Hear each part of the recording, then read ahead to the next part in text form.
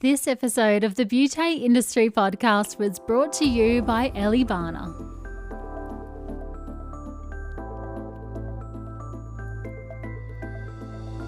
Hello and welcome to the Beauty Industry Podcast, your online support community for the professional beauty industry. I am your host, founding director of Beauty Industry, Tamara Reid. Here we are closing the competitive gap and speaking your language. This is a platform created and dedicated to the professional beauty industry, valuing community over competition. We serve to help connect you with inspiration from industry experts, expand your knowledge through educational pieces, and bring you the latest in product and technology innovation. This is Beauty Industry. Otto Mitter's path into the beauty world was inevitable.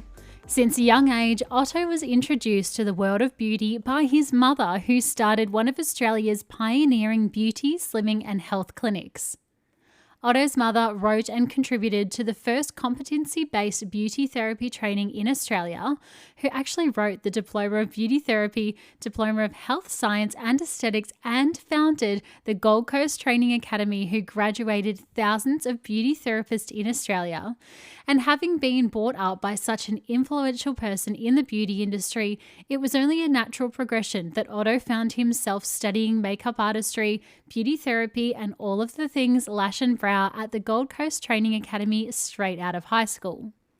Fast forward to now, and after 2 decades of studying the art of lashes, brows, beauty and cosmetic formulation, Otto and his team at X Import currently produce and supply lash and brow enhancement ranges for professionals and develop educational programs to over 60 countries across the globe, and have a combined team of over 300 trainers worldwide. Otto's dedication to education has seen him become a guest speaker and educator at the world's most prestigious beauty and lash events.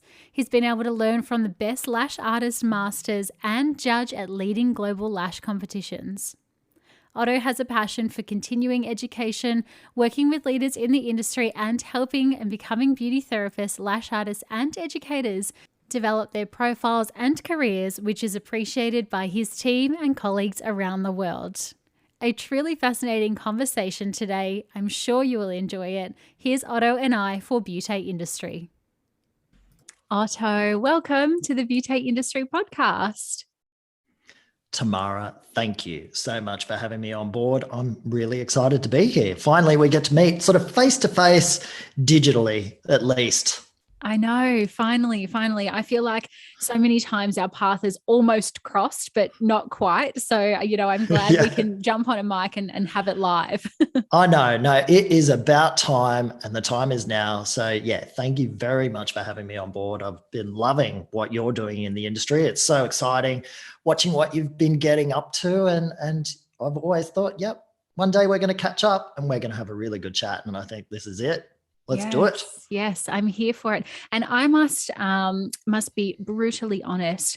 I don't know much about you. So I am I must be the only person in the whole industry who doesn't know much about you, but I'm so excited just to understand, your career history, from what I've read online, you're pretty damn fabulous. So if we can start all the way back at the very beginning, like Otto coming into the industry, I know your mum was a big influence on you. So how did that kind of pathway begin? Yeah, it has been an incredible journey, to say the least. My mother played a huge role in influencing me and getting me involved in the beauty industry. So some people who are listening to this may or may not know, but my mother was a pioneer in the beauty industry in Australia, and she actually wrote the first Diploma of Beauty Therapy for Australia. So it was the first government accredited course available for beauty therapists Australia-wide. So back in the day before this happened, there was no training standards in Australia. You could be a beautifier of sorts. So you could offer beautification treatments. You might be really good with a mascara or some makeup, and you might offer treatments on, customers or people that were coming in to see you for those sorts of treatments. But there was no formal qualification for that. And So my mother pioneered that quite a lot. She had a very successful slimming and beauty and wellness center, and it had a hair salon as well in Canberra. And that was quite ahead of its time. So when she did that, it was quite a success. It really started booming along, and I was the little guy that uh, kind of came straight from the hospital and was under the massage table in the bassinet while mum was doing her treatments. She was a working mum, and like so many working mums in the industry, they have to do what they have to do. And, I was the little one sort of tagging along for the ride. But on that journey, I was exposed to so much in the industry. So I started really young, obviously running around the slimming center and the hair salon and, watching the therapists and getting to know them and seeing what they did. And over the years, she progressed into education a lot more, and she opened up a school on the Gold Coast. It was called the Gold Coast Training Academy, and that eventuated into the French Beauty Academy today. And it's a wonderful college, and it's trained many thousands of beauty therapists over the years. And I went and studied there after high school. So I progressed, on my journey throughout the industry and studied makeup there and some of the Diploma of Beauty Therapy. And then I went on to study personal care formulation and cosmetic chemistry. And I took a real interest in lashes and brows. My family was involved in that as well with the production of tinting products. So lash and brow tinting products. And then we were involved in eyelash perming products and the production of that. And we were involved in eyelash extensions as well in Australia when that actually first came to Australia. There was us and I think one or two other people doing it. And this is going back, oh my goodness, probably nearly 20 years ago now. That's how long eyelash extensions have been around. Eyelash perming has been around for 25 years or even longer in the industry. Mm. So we were involved in that side of the industry quite a bit. And we set up a really good distribution business here in Australia, and that has sort of grown since then. But, I've just continued my journey with ongoing education. I've trained with a lot of the world's best lash masters. So I like to host classes for them. When we could all travel, they would come to Australia and I'd host classes and partake as a student, and obviously formed some really amazing relationships with these leaders in the lash industry. And from there, I started working at conferences and things like this, exhibitions overseas, and got to really know them on a great personal level, but spoke at a lot of events doing seminars, masterclasses, education sessions, things like this. And that, really started sending me on another part of my journey with our brand, ElleeBana. It really, really developed. It's been around for quite a long time, 25 years in the industry. But, we have grown so much along this journey. So, yeah, there's so much to it. But that's a little bit of a brief rundown of where we're at. Wow. Wow. I love that so much. Did you always know when you were in high school, sometimes you go to those default career chats and they're like, what do you want to be when you grow up? Did you always know that like beauty and personal care and aesthetics was always in your future? Or did your mum say, look, this is where you're coming, you got no other choice? Well, no. And like so many people, I feel, when you finish high school, you think, what is my future going to be? There's just so many options on the table. Some people are lucky enough to just know what they want to do straight away. For me, I was at a crossroad, and I've always been a creative person. So I've been in and out of the beauty industry a little bit since high school. So I did go and study at Mum's College and learnt a lot there. But then I did go into hospitality and I did business training and at private colleges, and I went into the events industry. I was a musician, a professional musician, actually, for many years too. So I went down that career path and had an amazing adventure in that world and did some really cool things there too, but found myself gravitating back to the beauty industry. And I think maybe it's in my blood. Maybe that's what's happened. Gravitated back this way and just started falling in love with it. And I started realizing, hey, I'm actually okay at doing this. I feel like this could be a fit for me. And I mean, at first, I was the guy out there knocking on doors of salons saying, "Hi, I'm Otto from ElleeBana. Let me come in and do a demonstration for you. I'll show you how we can do eyelash perming." Like, this is back in the day of eyelash perming and tinting, before lash lifting really sort of took off. But we still use the same kind of chemicals and ingredients and products to do these results, but there has been a lot of changes. But anyway, I was, doing cold calling, things like that. And so many people I know these days in the industry don't have to do that these days, because you've got social media. You can jump on board, you can get your message out that way. Everything's changed. But, I came from that kind of background, and that was tough at one point. There was definitely times where I said to myself, I don't know if I really do like doing this. And maybe I should be working on cars or building houses or something. I'm a guy. Should I really be doing eyelashes for a job?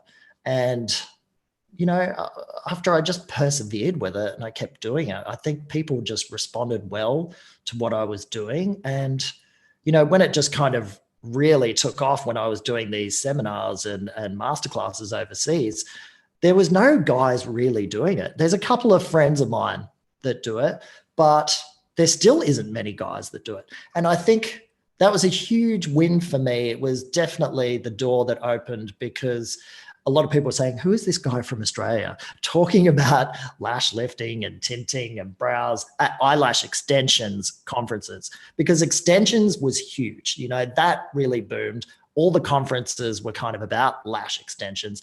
Not really many people were there talking about lash lifting and tinting. And I, of course, knew how amazing this service is, how popular it is, and how it was going to boom, because it's so, I think it's fast. There's all these reasons that we might go into about why it's a good service to have. But people just started, seeing what I was talking about, seeing the techniques I was teaching. And from there, things just really started growing. Yeah, how interesting. I love hearing, the start of people's businesses, because obviously we can see the shiny, glossy, big Instagram presence and big kind of business mentality and reality that you've got now. But, hearing those startup days where you wear all of the hats, you do the cold calling, it's before you get to the CEO status. I think that's really what makes somebody. I'm interested to know, coming into a school that your mum developed, did you ever feel like pressure to perform? I've got to make it in this industry. I've got to be great at it because my mum's like this icon who's done so much to, kind of pave the way in front of you already. Absolutely. That has always been something that, sits on your shoulder. It's something there that is in the back of your mind, and you think, I have something to prove here. I have to impress mum, although she would say, I'm proud of you, son, just do whatever you want to do, like a good loving mother does. But, of course, you had that drive there that, well, if mum could do this, what can I do? And I do want to make her proud. So that was definitely a driving force in making me really want to, grab the reins and do the best I could, in this industry. And, from there, you definitely have some moments of failure and some struggles along the way. And my journey, I can certainly share that, I was learning how to be an educator, and it's like performing. You really have to study your lines. You have to know your craft. You have to know the content really well, and you have to be super passionate about delivering that to your audience and your students, your learners. And there was times on that journey when I was learning how to do this that I definitely failed. Maybe I didn't study hard enough. I didn't prepare enough. And there was a day when I was in a class, and I'll share this freely. I've told students and people about this before. I fell down in a delivery there, and maybe I was feeling a bit off that morning. I hadn't had the coffee I needed. I hadn't had breakfast or something, didn't get a good sleep. And luckily enough, I had another trainer with me at the time who was kind of helping me. And I was in the middle of delivering this session, and I said, look, I'm actually going to have to stop for a moment. I do apologize. Please excuse me. I'll be back in 10 minutes, And I said, Amy, can you please just take over for me for a second? And I had to go to the bathroom, literally splash my face with water, get it together and say, okay, what's going on? And I had a moment, and that was such a tough moment. And I actually questioned myself, is this what you're supposed to be doing? And anyway, dusted myself off, came back in, finished the class. It went quite well at the end of the day. But that was certainly a big moment for me where I learned a big lesson, and that was prepare, really study, own your craft, and make sure you're on board with all of that. And when you do that, it helps so much. I really don't feel I've stumbled again that hard, or felt that bad, because, it just taught me such a good lesson. But I went on from there, failing in how to deliver a class, to years and years and years of education, and then going and winning Educator of the Year at the Australian Beauty Industry Awards and Educator of the Year at the National Association of Lash Artists Awards. You can go from falling down and having the worst experience to reaching a huge high and being recognized for doing something really good in that arena. So that's just a little bit of inspiration I like to share to people, because people do say to me, Otto, how do you do what you do? Or how did you get where you've been, or get where you've got, I should say. And, it's, we all fail along the way. I think, I think we all struggle at some point, but you can really reach amazing heights. Don't give up, study, prepare, and work on your craft. Absolutely. Mic drop. That was amazing. Yeah. So cool. And I was really resonating with you there because, you've overcome that hurdle, and now you are and who you are today. And I've done the same. I feel like, and I hope my team would say this, that I'm a great leader, but I've had times in the past where I've been a shit leader. I have been so egotistic, and I've put myself first, and I haven't been there for the team. But you've got to overcome those hurdles, because that's what brings you back to ground. It brings you back the accountability. It brings you those learnings and those lessons for you to go, okay, that situation's never going to happen again. Absolutely. That is the quickest way to learn, and that's failing. We've heard that before, but, the passion, the drive, and the preparation, all those things, just put them together in the package and keep going, and, learn from your mistakes, and, but keep trying, because you never know what is going to happen. There is no way I ever thought that we would have reached the amount of success and the heights that we have with our company, and myself personally in my career, when I started out, doing the demos, knocking on doors of salons, going and doing all that sort of thing. I had no idea we'd be doing what we're doing now. I knew I wanted to do something, but it's a day-by-day journey. It's one foot in front of the other. You have a plan, you have goals, you've got to have goals, and long-term, short-term goals, and you've got to try and follow through with them. All of these things that so many of us know, but sometimes you just don't know exactly what's going to happen along the way, and it can be something so special. After the break, Otto speaks to how he's managed to harness the transition from therapist to international business owner. But first, a word from today's beauty partner. After hearing thousands of technicians around the world asking for a solution that works for both brow lamination and lash lifting in one, ElleeBana is proud to deliver the ElleePlex Pro Fusion. 2 years in the making, ElleePlex Pro Fusion aims to maintain the original integrity of the lashes and brows to give a longer, fuller, and more defined result.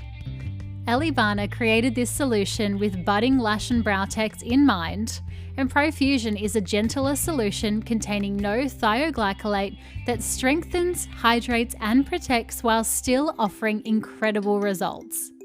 Combined with their ElleePlex Regen Next Gen system with amino acid technology, this system is a full 360 treatment for your lash and brow clientele.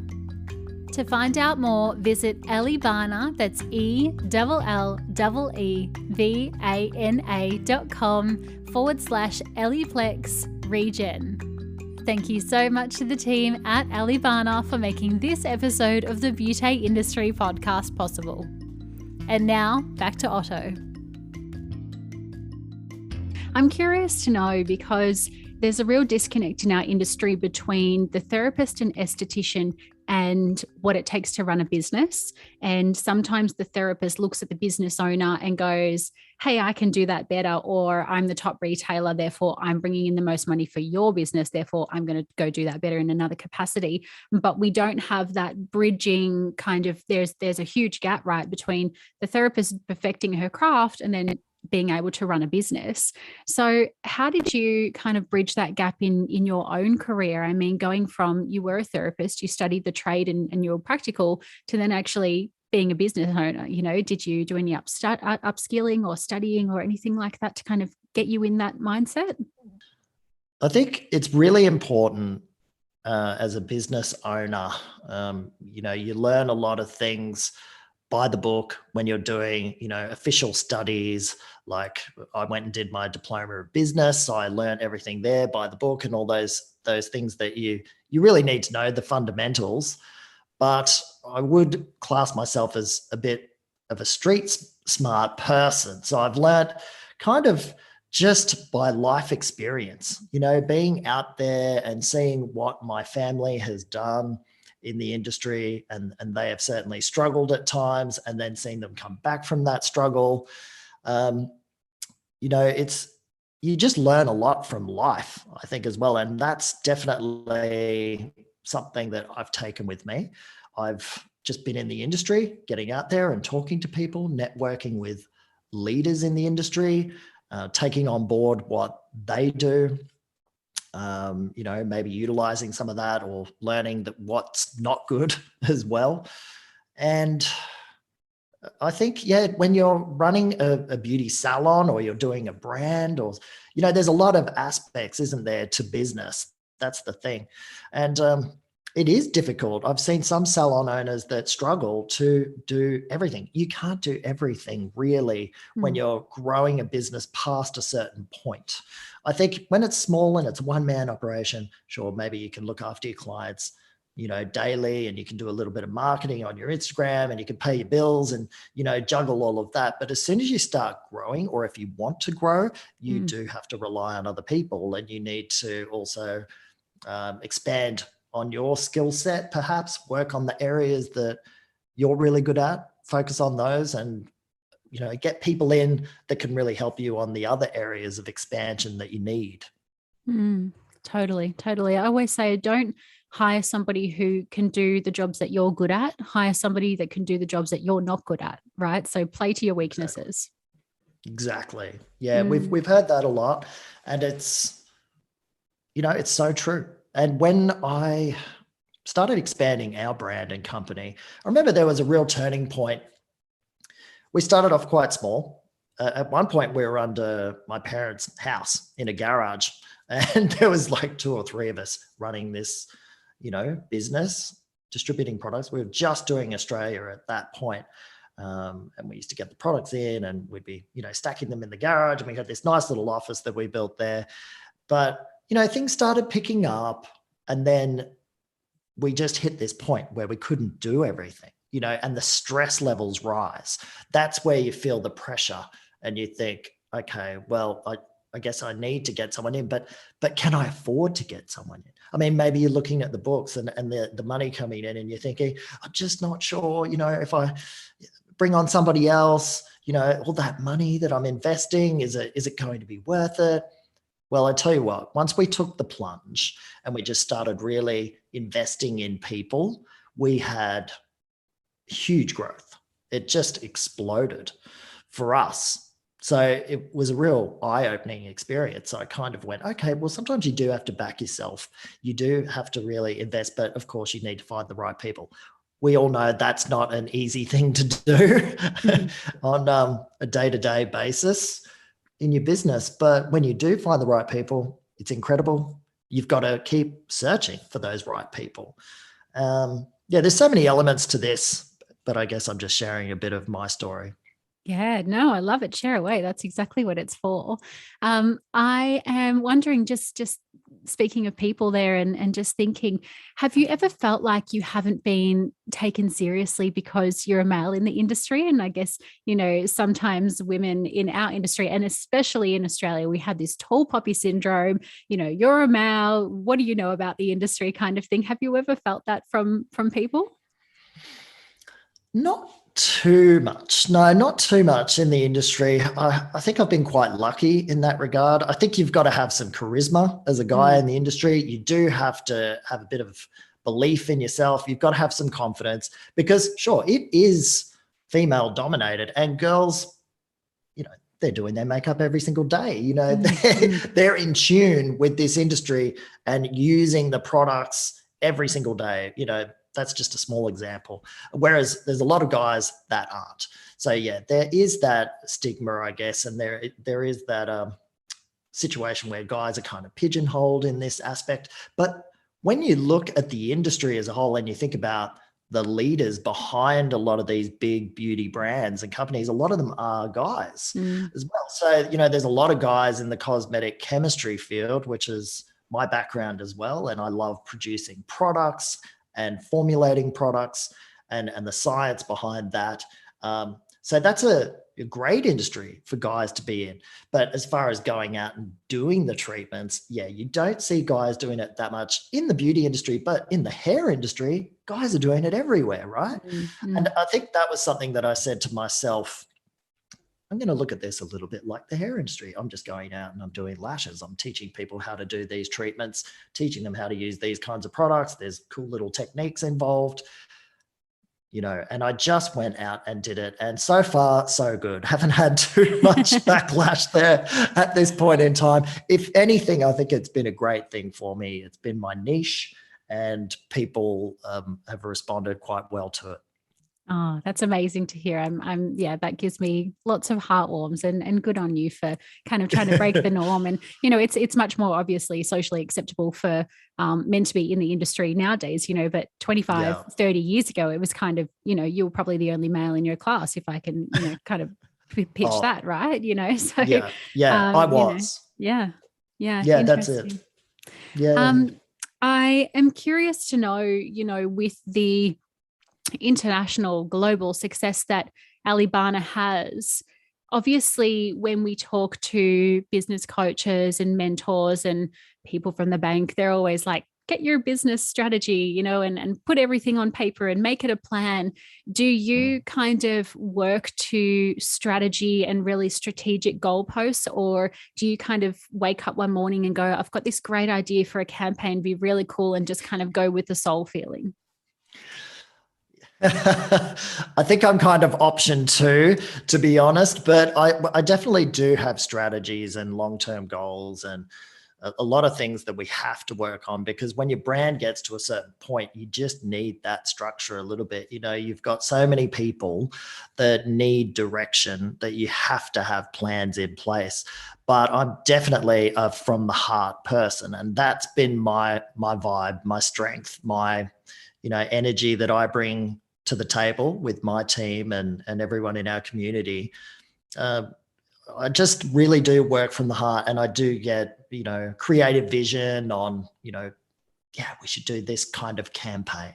We're bringing out these products. This is how we should do this kind of campaign, or we're, releasing a new training package. So these are the things that need to be in it. And there's just so many facets to what we do as a brand. We do a lot with education, we do a lot with products, but we do a lot with mentoring our team. So around the world, we do distribute now to 60 countries around the world. Wow. And in each country, we have a main distributor, and then that distributor supplies either salons, sub-distributors, and schools, and trainers and educators. So and then some are quite big, and we have to structure our training really well, because when you're selling a product into the market, you've got more people in the mix, you have to make sure that the message is being carried on and communicated effectively and understood effectively, and then carried out effectively as well. It's like Chinese whispers. You might say something at the start, and by the time it gets to, another country and another trainer and another distributor and a salon at the end of that, how do we ensure that that message, that instruction, that technique that we're doing doesn't change along the way? And that's something I've spent a lot of time working on. And so we do symposiums, for example, with our education team. That was something that I came up with. I mean, a lot of brands do this, but we decided to do it with ours because ongoing education is so important, and keeping your team up to date and on the same page is so important. And, just things just change so easily, and we're always updating our instructional manuals or, our programs. We're releasing new products, a technique might have changed along the way. So there's a lot of work involved with our company, especially making sure that that message is carried out effectively along the way. And I guess, when I work from the heart, you have these creative ideas. It can be sporadic at times, but you do have to kind of pull yourself back in a little bit and find the yin and yang, I might even say, with these two kind of situations. Need the structure, but you need that creative flair and that thing that's you. When you're a brand owner and a brand builder, sometimes you bring that personal magic to the table in the story, which is something that people are attracted to. And I think that's a big thing about ElleeBana. Totally. I love that so much. Hey, the last 2 years and just business in general is kind of riddled with challenges. And obviously being in business for 25 years yourself, I'm sure you've seen and overcome some of those. But I'm wondering what comes up for you when we say the word challenges. Interesting. Well, there's just so many challenges with business. When you're running a brand like this, and we have, all those distributors, but in the USA, for example, we have around 100 educators, and if we look worldwide at however many educators we have, it's in the couple of hundreds. And so there's a lot of challenges logistically, as I was saying, as a brand, as a business, but then you've got your challenges personally as well. And I think that's been a big thing over the last year or two, that so many people have been kind of having that internal battle, I guess. Am I on the right path? Have I made the right choice? Oh, we're suffering from everything that's happening in the industry at the moment. How am I going to cope with keeping everything open? The stress levels, the anxiety, the, challenges that you have personally are huge. And, how do you deal with these? Obviously, looking after yourself is so important at this time, probably more so than ever. I spend a lot of time these days really trying to work on my inner self, bit of self-care, making sure on the weekends I'm spending time with family, I'm getting out there in nature. There was a time where I was just, addicted to work, I guess, addicted to the next thing, the next challenge, and accomplishing whatever that project is. And I definitely felt the burn, at some point, mentally and physically. That was a big lesson for me to sort of go, okay, I really need to find the balance here when it comes to pushing myself in the business and personally. So it's such a big question, what challenges do you face? I could be here all day talking about the kinds of challenges that we face with products, making sure things are compliant, making sure that that they perform up to standards, there's no issues there, people know how to use them correctly. And then you've got challenges with maybe just logistics, managerial things. Logistics with freight around the world has been crazy over the last year or two. Cost of everything goes up. Do we put our products, up in price? There's just so many things there. And then, of course, the personal side. It really is endless. But I guess when it comes to challenges, take a breath, you know, and just kind of realign. And that's something I'm really learning a lot about at the moment, which I'm really excited about. So just taking time, do some exercise in the morning, go for a walk with the dog, you know, or the cat, maybe in your instance. You know me well already. You know, spend that time on yourself. Social media for me has been a very interesting realm. Look, it's a huge part of business these days. You've got to be in there. I spend a lot of time in communities and forums helping people with support, but it's a jungle out there. Sure is. You don't have to tell me twice. and some days you're like, oh, do I have to go and do this again? Like, I am too tired to go into this forum. I'm up at 5 a.m. I'm checking my phone. You probably are as well. You're checking messages, you're checking forums, you're trying to respond to people because you want to, because you're passionate about it and you want to help people. And that's never a question, but you do get burnt out. And, you know, that it's just this world we're in. So you have to definitely find the balance. It's a big one for me at the moment. And I love that, you know, when I bring up that question about challenges, that your mind kind of defaulted to self-care and bringing it back in balance, because actually Albert Einstein, not to get too technical, but he once said that if you give people a problem, they will spend they'll spend 55 minutes of the hour talking about the problem and only 5 minutes focusing on the solution. So I love that your brain kind of defaults to the opposite of that. Okay, let's spend 5 minutes thinking about the problem and actually 55 minutes about thinking about self-care and how I'm going to overcome it. So that feels really cool for me. Great. Thank you. I'm totally on board with that philosophy. You know, it's something that I've learned a lot about, especially recently. It's, you know, it's been a crazy year for so many people out there. And I think it was a year that taught us a lot of lessons about how to be resilient, you know, how to face fear and understand the what could be's. I mean, sure, when COVID hit, our business did slow down. We supply salons. That's our main thing. So when the salons are shut, we are shut as well. So a day came to me where, you know, a day was there where I was going, maybe I'm going to have to go and do something else for a job. I was in the same boat as so many other people in our industry. You know, thankfully, we've been able to sort of overcome it and we're finding a great pathway out. And, you know, we're extremely lucky in that regard. But we all face those fears. We all have those challenges, and it doesn't matter who you are. You know, you're the biggest CEO in the biggest company. You're somebody that is a one-man show running a salon, and you're flat out day to day trying to make that work as well. It's taxing, it's tiring, it takes a lot of energy. So yeah, finding that balance and being able to, you know, people use the word self-care so much these days. It is a popular term for it. And I just love it. I think it's so important. And I've felt so much better now that I'm doing it. And it helps you with productivity. It's great. Yeah, totally. Speaking about the future and kind of looking towards a more positive future for our industry, I'm curious to find out what excites you about, you know, the industry as a whole. And I guess ElleeBana being able to, you know, be really resistant and resilient and kind of, you know, shall I use the word pivot and kind of hold on to your company that a pandemic very easily could have got hold on.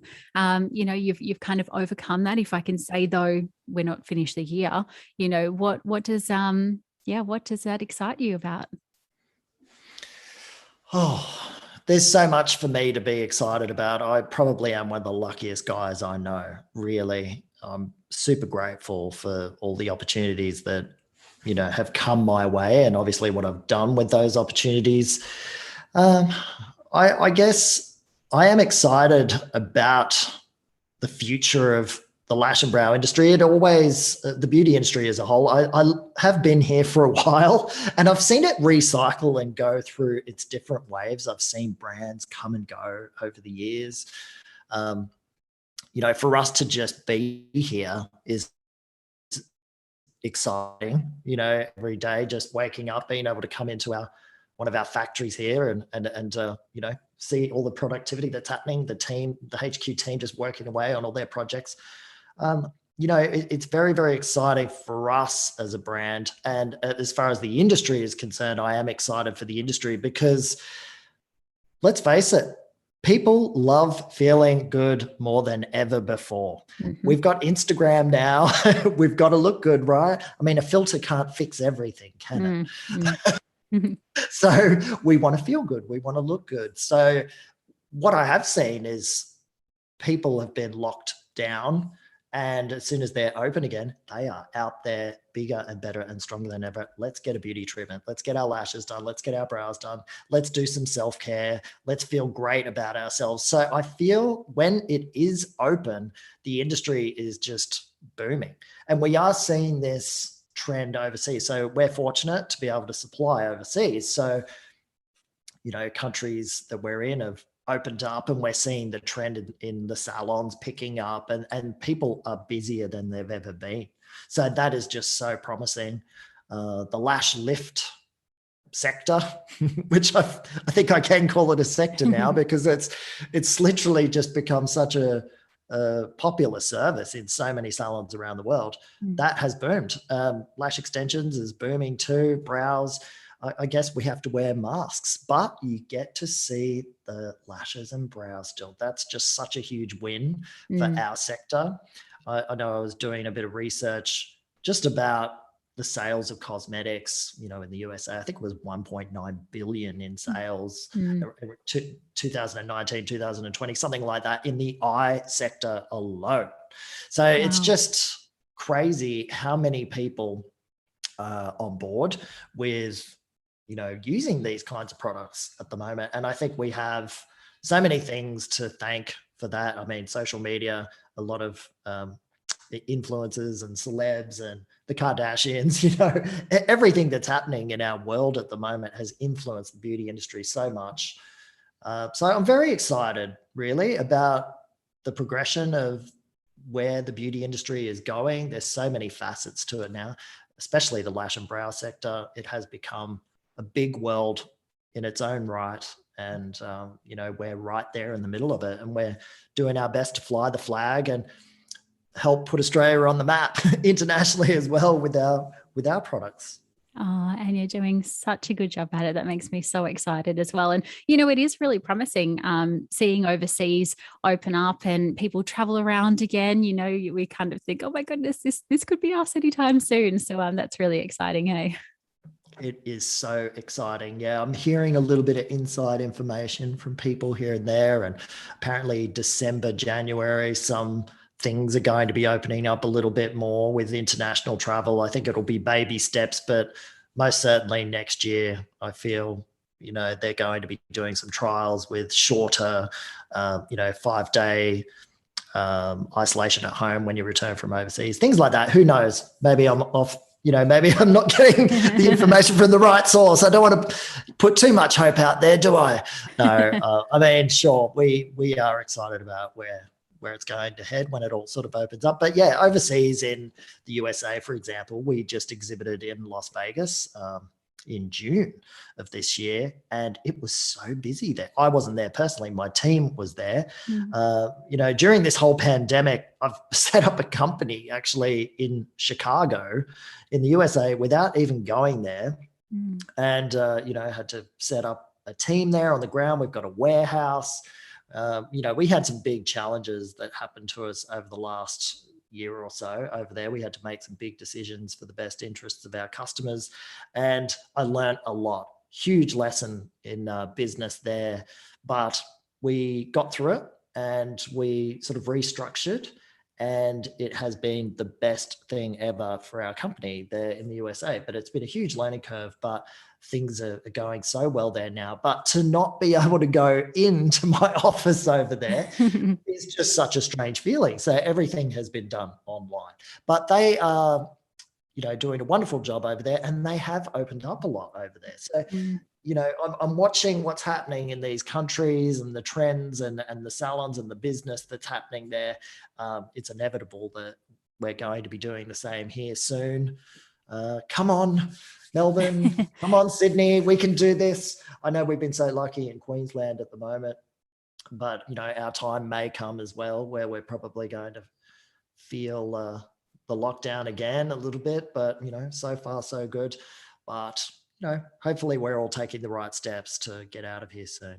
Yes, get me on a plane ASAP. Hey, Otto, thank you so much for coming and having a chat with me on the pod today. It has been just so divine to get to know you and hear your story. And you're a very cool person, and our industry is just super, super lucky to have you and your product. So thank you so much.